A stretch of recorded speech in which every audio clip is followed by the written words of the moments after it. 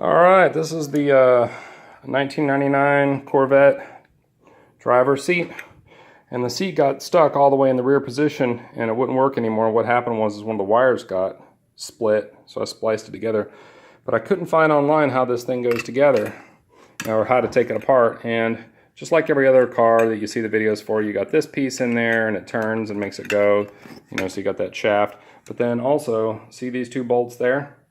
Those are the ones I think you want to try to get off if you can. And you can see I've got it off there. And then that is this piece. So it goes there. So if you can get that piece off, that will help you. And there's also some bolts down in there, but they're really hard to get to. But if that's all you can get to, you can get a star